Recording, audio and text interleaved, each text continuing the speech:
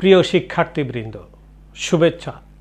করোনাকালে ব্রাহ্মণবাড়িয়া সরকারি কলেজের ইসলামের ইতিহাস ও সংস্কৃতি বিভাগের অনলাইন পাঠদান কার্যক্রমে তোমাদের স্বাগত জানাচ্ছি।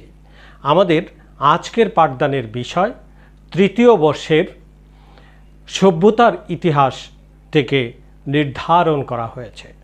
সুপ্রিয় ছাত্রছাত্রী, তোমাদের সকলের প্রতি শুভকামনা জানিয়ে শুরু করছি আজকের পাঠ পরিক্রমা। পাঠ উপস্থাপনায় আছি আমি মোহাম্মদ মিজানুর রহমান, সহযোগী অধ্যাপক, ইসলামের ইতিহাস ও সংস্কৃতি বিভাগ, ব্রাহ্মণবাড়িয়া সরকারি কলেজ। আমাদের আজকের পাঠ শিরোনাম সভ্যতার ইতিহাস, সভ্যতার সংজ্ঞা, প্রকারভেদ ও উপকরণ।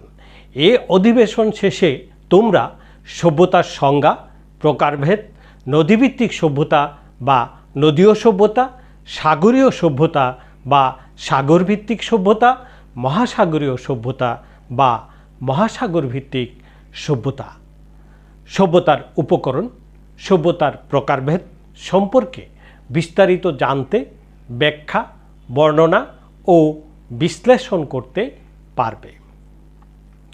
প্রিয় শিক্ষার্থী, সভ্যতার সংজ্ঞা।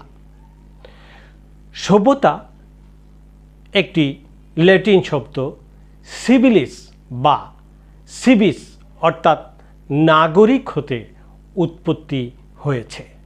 স্থান কাল নির্বিশেষে কোনো একটি সমাজের সদস্যগণ পারিপার্শ্বিক ও পারস্পরিক সমস্যাগুলোর মোকাবেলা করতে গিয়ে যে ধরনের সমাজ ব্যবস্থা বা সমাজ গঠন, রাজনৈতিক প্রতিষ্ঠানসমূহ, অর্থনৈতিক ব্যবস্থা ও কার্যাবলী, আইন, শিল্প সাহিত্য, পোশাক পরিচ্ছদ, আচার আচরণ, বিজ্ঞান, ধর্ম, দর্শন সৃষ্টি করে, তাই ওই সমাজের সংস্কৃতি বলে পরিচিত হয়।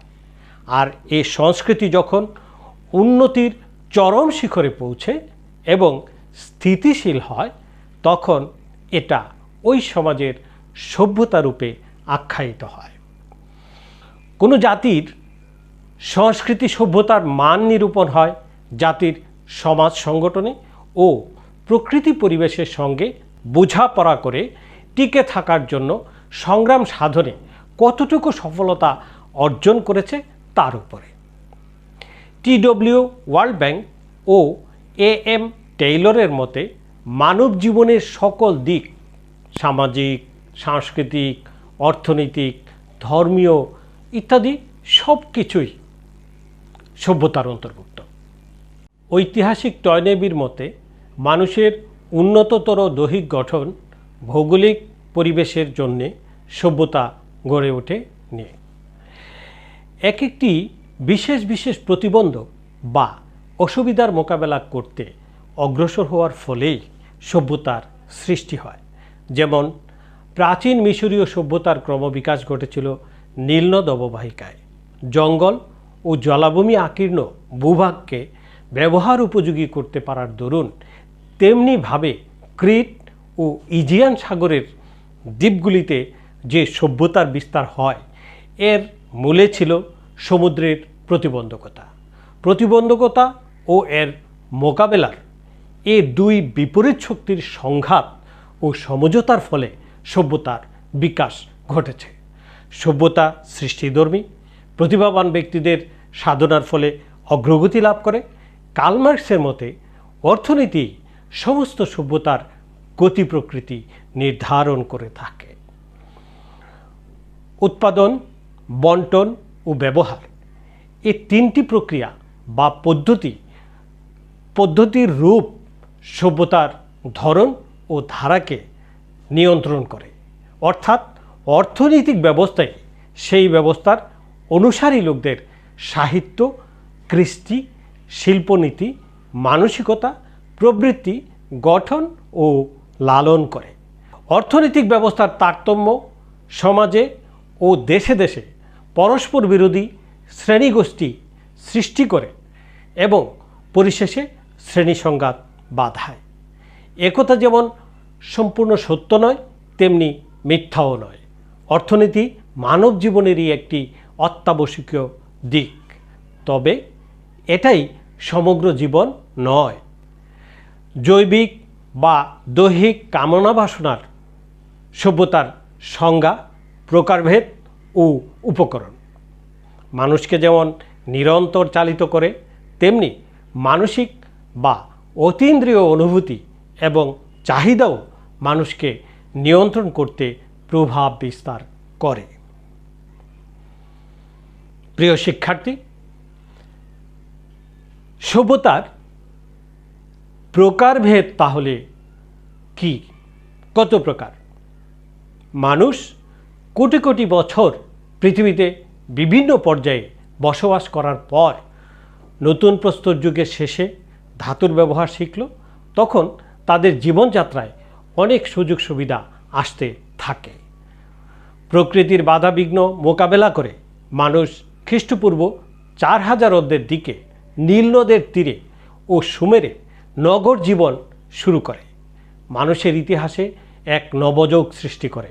শুরু হয় সভ্যতার অগ্রযাত্রা। তখন থেকে মানুষ সভ্যতার বিভিন্ন সোপান অতিক্রম করে বর্তমান অবস্থায় এসেছে। মানব সভ্যতাকে সাধারণত 3টি প্রকারে বিভক্ত করা যায়। 1. নদীভিত্তিক সভ্যতা বা নদীয় সভ্যতা, সাগরভিত্তিক সভ্যতা বা সাগরীয় সভ্যতা, মহাসাগর ভিত্তিক সভ্যতা বা মহাসাগরীয় সভ্যতা। নীল নদের পাড়ে মিশরীয় সভ্যতা, দজলা ফুরাতের পাড়ে সুমেরীয় সভ্যতা, এসিরীয়, বেবিলনীয়, কালেদীয় সভ্যতা, সিন্ধুর পাড়ে সিন্ধু সভ্যতা, গঙ্গার পাড়ে আর্য সভ্যতা, হুয়াংহু ও ইয়াংশির পাড়ে চৈনিক সভ্যতা। নদীয় সভ্যতার অন্তর্ভুক্ত এইগুলি সভ্যতা আমাদের ইতিহাসকে করেছে সমৃদ্ধ, জীবনযাত্রাকে করেছে আরও বেশি উন্নত। আর ভূমধ্য সাগরকে ভিত্তি করে ফিনিশীয় ও কার্তেজ, এজিয়ান, গ্রিক ও রোমান সভ্যতা গড়ে উঠেছিল বলে এগুলি সাগরীয় সভ্যতা বলে পরিচিতি লাভ করেছে। প্রশান্ত মহাসাগর ও আটলান্টিক মহাসাগরকে অতিক্রম করে মানুষ যখন পৃথিবীর এক প্রান্ত থেকে অন্য প্রান্ত পর্যন্ত মহাসাগরের বুকে বিচরণ করতে শুরু করে, তখন মানব সভ্যতা এর 3য় পর্যায় অর্থাৎ মহাসাগরীয় সভ্যতার যুগে প্রবেশ করে। বিংশ শতাব্দীতে মানুষ পৃথিবীর সীমানা পেরিয়ে মহাশূন্যে যাতায়াত ও চন্দ্রপৃষ্ঠে বিচরণ শুরু করে। এখন মানুষ শুক্র ও মঙ্গল গ্রহকে বিজয় করার চেষ্টায় লিপ্ত আছে। মহাশূন্যে মানুষ কৃত্রিম উপগ্রহ স্থাপনে বেশ সফলতা অর্জন করে চলেছে। মহাশূন্যে মানুষের কৌশলী বিচরণ এবং বিভিন্ন গ্রহ উপগ্রহে মানুষের পদার্পণ হয়তো ভবিষ্যতে মানব সভ্যতাকে এর 4র্থ পর্যায়ে উপনীত করবে। আর তাই যদি হয়, তাহলে শুরু হবে মহাসাগর ভিত্তিক সভ্যতা, যেমন মহাসাগরীয় সভ্যতা, তেমনি মহাকাশ ভিত্তিক সভ্যতা অর্থাৎ মহাকাশীয় সভ্যতার উদ্ভব হবে। প্রিয় শিক্ষার্থী, আমরা দেখি সভ্যতার কি কি উপকরণ রয়েছে। বিভিন্ন সময়ে বিভিন্ন জায়গায় বিভিন্ন জাতি অনেক সভ্যতার জন্ম দিয়েছে। বিশেষ কোনো উপসর্গকে ভিত্তি করে হয়তো কোনো সভ্যতা গড়ে ওঠেনি, বিভিন্ন উপসর্গের উপর নির্ভর করে সভ্যতা গড়ে উঠেছে। এর মধ্যে যেসব উপকরণ গুরুত্বপূর্ণ ভূমিকা পালন করে এসেছে তা নিয়ে আলোচনা করা যাক। সভ্যতা গড়ে ওঠার জন্যে কোনো অঞ্চলের ভৌগোলিক পরিস্থিতির বিশেষ ভূমিকা পালন করে থাকে। জলবায়ু আবহাওয়া অনুকূলে থাকলে মানুষের বসবাসের জন্য সুবিধাজনক পরিবেশের সৃষ্টি হয়। নদীর প্লাবন, উর্বর ভূমি, যোগাযোগ ব্যবস্থার নদীর ভূমিকা ইত্যাদি কারণ প্রাচীনকালে মানব সভ্যতা গড়ে তুলতে সাহায্য করেছিল। প্রাচীন সভ্যতাসমূহের বেশিরভাগই এসব সুবিধাপ্রাপ্ত এলাকায় গড়ে উঠেছে, যেমন মিশরীয় সভ্যতা, মেসোপটেমীয় সভ্যতাসমূহ, সিন্ধু সভ্যতা, আর্য সভ্যতা ও চৈনিক সভ্যতা। মরুভূমির যাযাবররাও সভ্যতা গড়ে তুলেছিল। বেদুইনদের উদ্যমশীলতা, তেজ, অমিত শক্তি, উদ্দেশ্য সাধনে দুর্বার আগ্রহ তাদেরকে সভ্যতা গড়তে সাহায্য করেছে, অন্য আর একটিও না। কোনো জাতি কোনো প্রয়োজনের মোকাবেলা করতে গিয়ে নিজেদের অস্তিত্ব প্রকাশ সংযোগের সময় তাদের সভ্যতার ব্যবধানতে পৌঁছে দিয়েছে। অতীতে দেখা যায় শক্ত পোতাশ্রয় এবং সমুদ্রের সুগম যোগাযোগ ব্যবস্থা এবং অন্যান্য উন্নত মানের সভ্যতার সংস্পর্শ কোনো জাতিকে সভ্যতা গড়ে তুলতে সাহায্য করেছে। কোনো একক উপকরণই সভ্যতা গড়ে তুলতে পারেনি। সময়ের ক্রমে কোনো জাতি তাদের সাধনার মাধ্যমে একসময় সভ্যতা গড়ে তুলেছে। প্রাচীন গ্রীসে যে ভৌগোলিক উপকরণ ছিল, বর্তমানেও একই উপকরণের সমাবেশ সেখানে রয়েছে। কিন্তু বর্তমানের যে প্রাচীন গ্রিকরা অবশ্যই বিশ্বের দরবারে উঁচু স্থান দখল করেছিল। তাই শুধু উপকরণই নয়, মানুষের প্রতিভা, কর্ম ও প্রচেষ্টার সংমিশ্রণের ছাড়া কোনো উন্নত সভ্যতা গড়ে তোলা সম্ভব নয়। ভৌগোলিক অনুকূল পরিবেশ সে কোনো জাতির দৃঢ় ইচ্ছাশক্তি তাদেরকে সভ্যতার চরম শিখরে পৌঁছে দিতে পারে। অতীতে মানুষকে পরিবেশের বিভিন্ন সমস্যা মোকাবেলা করতে হয়েছে, বর্তমানেও করতে হচ্ছে। প্রাকৃতিক দুর্যোগ ও পরিবেশের বিভিন্ন প্রতিকূল পরিস্থিতি মোকাবেলা করতে গিয়ে কোনো জাতি সমস্যার সম্মুখীন হয়, তখন তারা এর সমাধান করতে চেষ্টা চালায়। সমস্যার চাপে যদি কোনো জাতি পাল ও হাল ছাড়া নৌকার মতো হয়ে যায়, তাহলে সে জাতি সমস্যা সমাধানে ব্যর্থ হয়ে ক্রমে নিস্তেজ ও নির্জীব হয়ে পড়ে।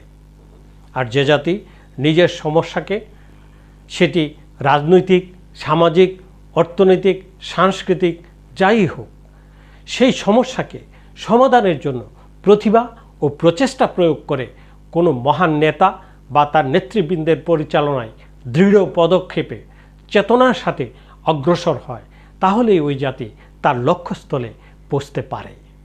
আর তখনই সেই জাতি বা জনগোষ্ঠী সম্মিলিতভাবে মানব সমাজে নতুন কিছু উপহার দিয়ে সভ্যতার ইতিহাসে স্থান করে নেয়।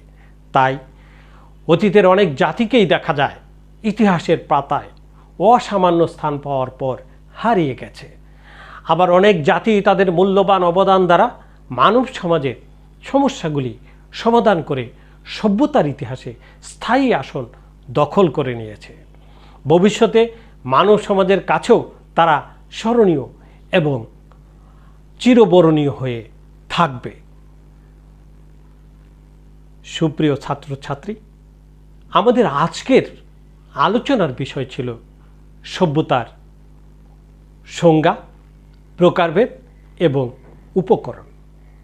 আশা করি আমরা আমাদের কাঙ্ক্ষিত বিষয়গুলি এখানে উপস্থাপন করতে পেরেছি এবং আমরা আজকের যে অধিবেশন, আজকের যে ক্লাস, তার লক্ষ্য অর্জন করতে সক্ষম হয়েছি। তাহলে আজকের মতো এখানেই শেষ করছি। তোমরা সুস্থ থাকো, নিরাপদ থাকো। সকলের সুস্থ এবং নিরাপদ জীবন কামনা করে শেষ করছি। সকলকে নিরন্তর শুভেচ্ছা।